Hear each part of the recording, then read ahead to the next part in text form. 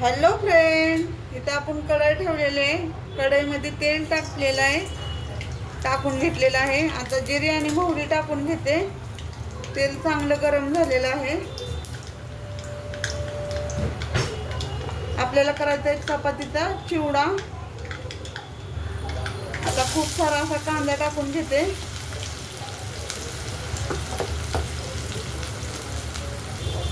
एकजीव करते तेलामध्ये.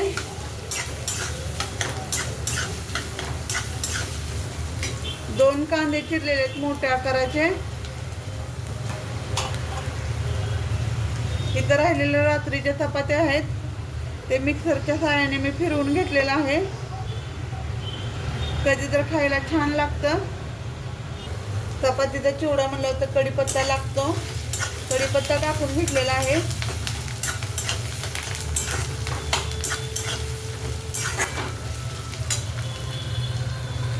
कांदा छान असा तळायला लागलेला आहे आपला.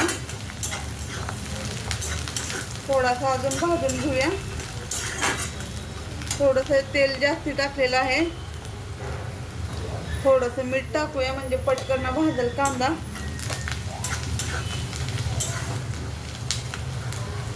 आता हळद पावडर टाकूया थोडीशी. साधी आणि सोपी पद्धत आहे. चपात्या पण वाया नाही जात आपल्या.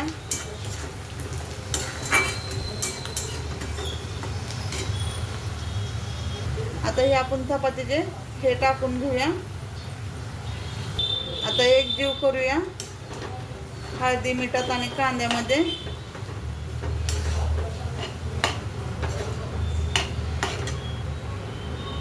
आता लाल तिखट टाकूया. एक जीव करूया.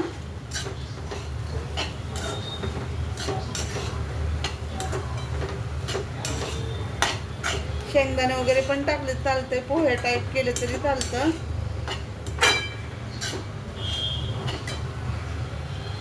आता भरपूर अशी कोथिंबीर टाकूया. एकजीव करूया. छान असं परतून घेऊया. छान असं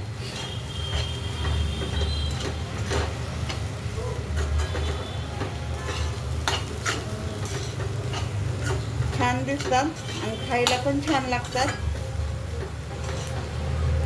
आमच्यात तर सगळ्यांनाच आवडतं. बघा असे खुल्ले खुल्ले झालेले. इथं आता लिंबूचं साचे आहे, त्यात मी लिंबू टाकलेला आहे. आता अर्धा लिंबू पिळून घेते. आता एक जीव करूया.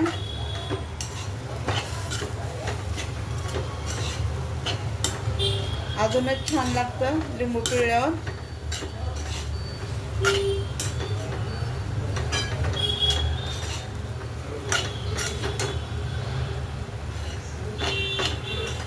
छान असे खुल्ले खुल्ले झालेले.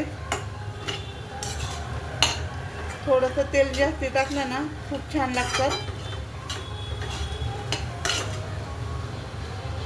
ह्या पद्धतीचे आपले चपातीचे तुकडे तयार झालेले आहेत. तुकडे म्हणतात कोण, चिवडा म्हणतं कोण, पण ह्या प्रकारे आपण केलेले आहे. कसा वाटला व्हिडिओ नक्की सांगा कमेंटमध्ये. आवडला तर लाईक करा, शेअर करा, कमेंट करा. धन्यवाद.